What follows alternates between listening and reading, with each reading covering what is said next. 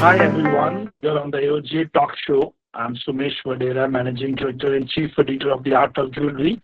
We have with us a very special guest, Mr. Ramit Kapur, the Managing Director of GSI India, one of the well-known international gemological labs. Welcome, Ramitji, on this talk show, and it's Thank you, always a Sumesh. pleasure to talk to you. I think it is almost a year we last time spoke to you, and I think it's a great time to connect at the beginning of this 2026. Already what I see is that GSI is a 20 plus year organization globally, and in India your operations are already 17, 18 year plus, and you have a location in 7 to 8 major cities in India, and within Bombay you are in 3 to 4 major locations. So that's, I think, a great progress. But tell us, how has been the GSI year gone by? How's the expansion plans? I understand you had a very recently opened a new lab in Calcutta. Tell us more. Mhm. Thanks, Sumesh. I must firstly also congratulate you for the fantastic work you're doing along with this industry. You know, the ups and downs that we're going. But I Right. believe as a media, I think you've gone beyond the media to share so much of information from, your personal experiences, from your travels. And I think the industry benefits a lot from the information that you provide. So moving on with GSI's expansions in terms of what we've done, what we've achieved this year, Uh, I believe uh, I think it's been a fantastic year for us in terms of we understood the jewelry market, in its turbulent times also. So we've had a great start of 25. Until Diwali, we were okay. We've also experienced US tariffs. We've also seen the gold prices. So a lot has happened this year, and we as a lab have evolved in terms of our services also, where we put the retailer first in terms of how can we empower the retailer, how as a lab we can partner with the retailer. Other than just certification, how can we help them grow their business? How can we make the experiences for their customers also enhance those experiences? So there's a lot that retailers do in their daily things, and they do not have the luxury of time how they want to re-innovate or re-look at things. So we as a lab look from the outside. So when we see this, how retailers are, their way of working and how they can even pitch to customers and what kind of products and reports they can give to the customers, that helped us uh, design a lot of new formats, services, reports, trainings. I think it's been a compilation of that, and it's been fantastic. We did mention this year, we opened up in a few locations in India as well as our new lab in Bangkok, Thailand, which was the need of the hour, where a lot of jewelry manufacturing, probably because of the US tariffs, has shifted or started in Bangkok, and certification was required. And that's where we're now, probably about 4 months old there, but I think doing fantastic work there. In 2026, we've always been a lab that always, starts its operations or offers services in jewelry manufacturing centers where jewelry is being manufactured, as well as consumption, where large consumption is. So mm, we are looking at a combination of this for where we would like to start our new labs, which would be Hyderabad is the next location that we're looking at. We're looking at Delhi, where these are large consumption, where certification is required, though it's not at the source, but a lot of jewelry is traded, is moved around from here, consumed here. So these are locations which are on priority. We're also looking at how we can have a lab in end of the year or mid of the year in Chennai, in Coimbatore, have our services. So these will be in line this year, and though the trade is in correction mode, but at the same time we have to see where we can help service and grow with this trade. Yeah. Interesting. Good to know about your future expansion plans and going pan India. And but right now, I think in the industry, especially in the diamond jewelry industry, the biggest disruption is the lab grown diamonds. As you know, the acceptance of lab grown is probably gradually increasing, even in a country like India, which we thought 2 3 years back, no, this is not for India. This is for probably Western markets. Today, Titan, such as India's biggest brand, has entered exclusive lab grown store. So, with the lab grown store, the certification becomes even more critical, even more defining, even more challenging, and more important than ever before. So, what is the role you are seeing? How this lab grown is changing the jewelry industry, and the GSI playing a role in this? Because I saw some reports coming out from GSI that you have been very actively identifying Yeah. lab growns, even if they have been kind of pushed in as naturals, and some new things have been new identified. So over to you. Agree. So totally, I agree with you that yes, it's been the largest disruptor for this industry, Yeah. as well as it's given opportunities on both sides. I believe even there's a huge opportunity for naturals also to stand out, stand strong, stand high, and show how the entire heritage, the past where natural diamonds come from, the legacy, how it's going to be passed on to generations. So that story is not just mere a story, but it's something that we've all lived with, grown with, and it's there forever. It's going to be. As well as for LGD, yes, like you say that if there has been a market for even semi-precious stones or synthetic gemstones, so why not there be an opportunity or a consumption for synthetic diamonds or lab-grown diamonds? So which now we cannot use the word synthetic or lab-grown. We have to be very clear by saying they are laboratory-grown diamonds as per the new norms. So, yes, but however, I do feel that that lab grown with moving or growing in India, it's still going to be looked upon as more as something which is more maybe not even I would say really everyday wear, but something which is fashion jewelry. So that is what we don't see it really contributing it um, to the luxury segment or replacing fine jewelry. Uh, there will be a lot of opportunities because they have a lot of new shapes. If you see new engagements that are happening and Right. weddings, there's a lot of new fancy shapes that are coming in, and which is also, exciting the customers that wow, so much can be done in diamonds.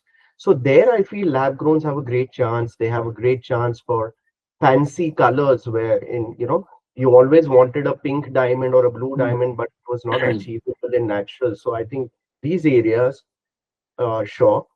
But I see that yes, it's going to bring a lot of more challenges because as we test jewelry and we are Mm. looking at lab grown, the new lab grown that is being grown with new recipes, I think they're getting better and better each day in mimicking the natural. So this becomes very critical as a lab for us to look Mm. about 3 years, 5 years beyond and not look at what is happening currently. Currently, we can identify, but 2 years down the line, will we be able to identify? Will this equipment be sufficient or will become obsolete? These are questions that a serious lab needs to answer, and they have to start doing their research from today. So that's what we're doing, and that's where our scientists, experts in our lab in Mumbai as well as New York, they're working for what's next. So Right. I believe at the moment we can give confidence to the industry that there is not a single lab-grown diamond that can go undetectable in mounted jewelry or loose. It can be identified. But like I said, we need to seriously do extensive research, which GSI has taken up. But recently, as you know, the BIS, Bureau of Indian Standards, have come out with certain circulars and notifications that BIS will be looking into even the diamond grading standards. What should be the nomenclature for a lab grown? Because different wording, as you know, people are using in the market, which confuses the end consumer. And of course, for natural diamond, there are already certain set parameters, but they are probably going to be getting involved in terms of some kind of uh, guidelines and body. Getting the certification, but they are definitely getting into some guidelines and they want to know what is happening. So, your take on the recent BIS communications?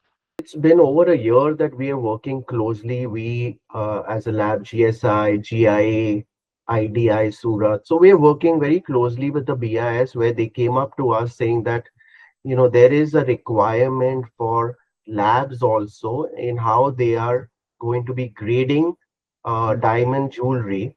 Why? Because, at the end, they want to always protect the customer. The customer should not be cheated. So there should not be labs which are inefficient or do not have the right expertise and equipment and still issuing certification. So for labs also, there has to be a very strict criteria, certain norms in which you can Right. work as a lab, and to ensure that when a certificate is going out from any laboratory, the customer can trust that certificate. So because of that, these guidelines are being put into place, and they will be then implemented where all labs have to follow this guidelines. And another aspect that we look at is there will be almost no difference in certification from one lab to the other. So this uniformity will come, and that will have more faith in this industry also with labs, that labs are also on a similar platform and they're following the same protocols, the same test methods, like that. So what you're saying is that it could turn out to something what we do in a gold hallmarking. So we know when we Exactly. go and test, it is a 916, is a 916 across the hallmarking centers, right? So true. Nobody can say that it is probably 916 plus plus or minus minus. It is what it is. But I don't know how So yeah, it's your a lab challenge. community will come together, and your peers are all having differentiation in their marketing, in their positioning. So that will be a real challenge. I think so. It will be See, when interesting to it comes watch. to Sumesh, when it comes to India, Uh, we do not, literally, we do not sell loose diamonds to the customer. Everything, you can say 99% of the diamonds true, that are true, sold are true. in through jewelry. I So agree. in jewelry, these standards are required. Though loose, probably you could have some, one plus grade up and down, but somewhere, there has to be similar master stones or similar, for clarity, for testing, for equipment. These are the minimum equipment you need in a lab, things like that. So that overall, this initiative is done to protect the customer in the long run. Very nice. I think it'll be nice to probably have all the spokesperson of all the leading labs come together on this important topic, and we can take everyone's view, and one probably will do a one webinar on that separately. Nevertheless, moving forward, I think you're back from just concluded IAJS at the GO. It's still the last day at NESCO today as we talk. You had a seminar there. I was there for the first 2 days. What's your take? What we see is that there is definitely a drop in the attendance in the IAJS signature this year, and thanks to the all-time high and volatile gold silver rates, everybody's very cautious. What have you experienced? What are your thoughts? Like you said, yeah, we expected the turnout to be like this. We never were expecting a great turnout. So we were expecting a low turnout. It was still satisfactory that, large chain stores were there.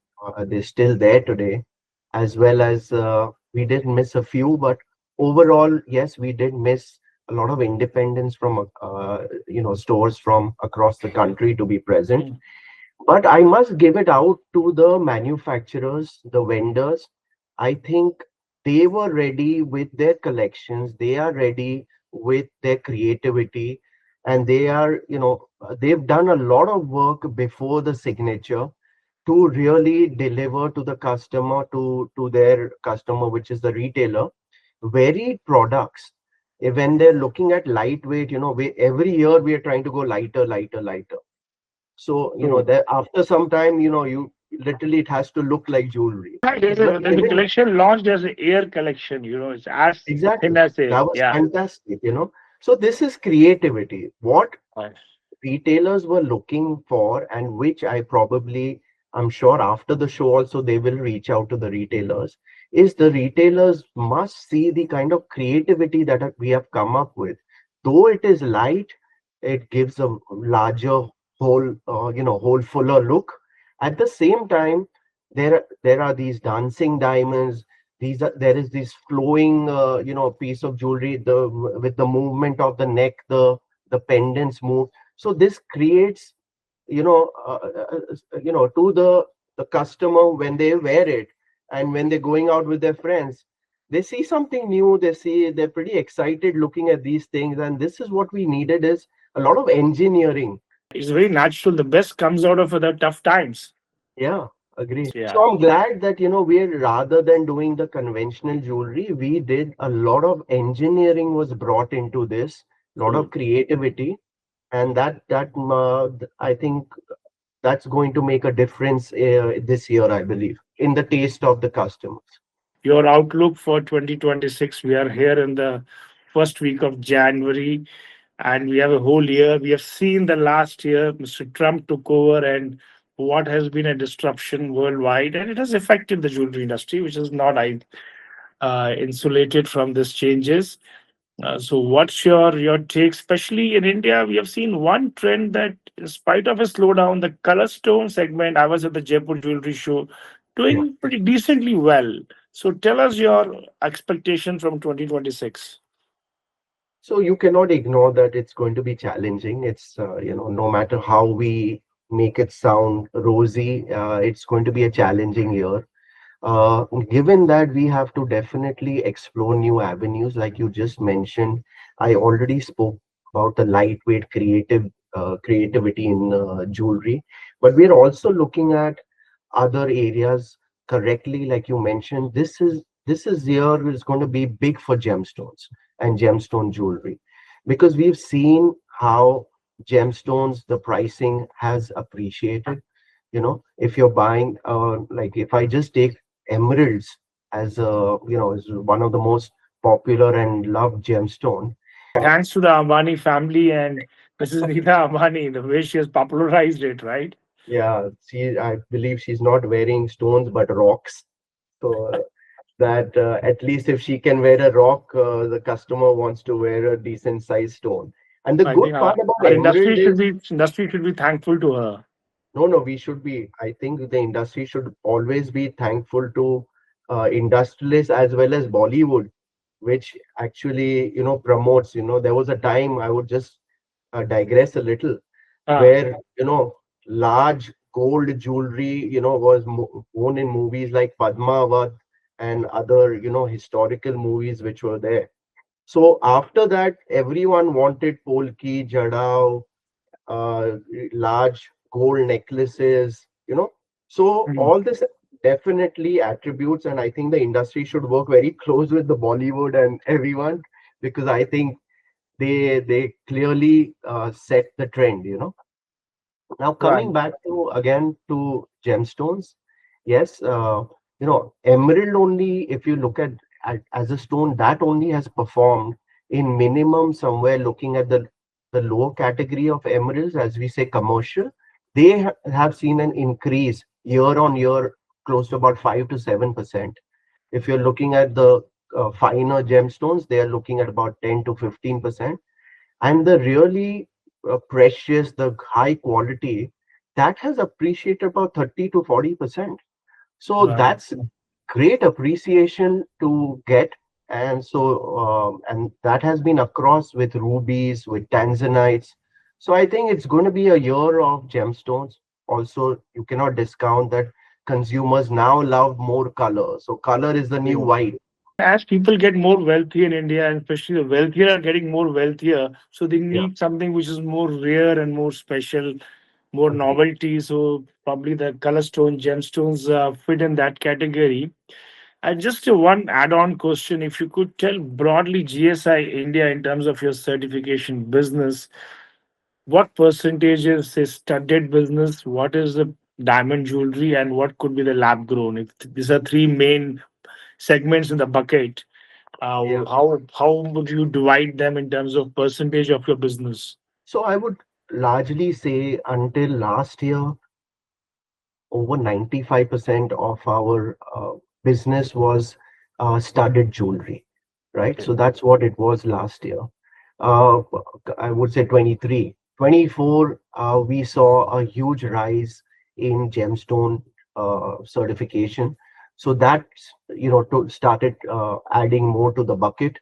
So we saw that, now if you literally look now, we do, and our share in Indian market, I would still say that, 95% of the certification we do still are for natural diamonds and natural gemstones. We do not do that much. We obviously, it's not that we're have or we are against lab grown diamonds, but yes, our customer base that we have is more for natural diamond jewelry at the moment. So that's what we do. But we've seen a huge increase, and I think this year the share of colored stone is going to increase a lot. We've become one of the most preferred lab for gemstone, loose gemstone certification with geographic origins like Colombia, Burmese mentioned, Zambian, Mozambique, all that on your report. And also for Polki Jadao, we do Mhm. a lot of Polki Jadao certification.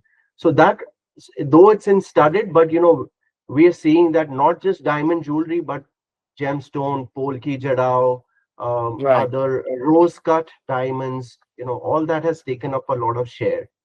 So Right. yeah, we should be concentrating a lot on these areas.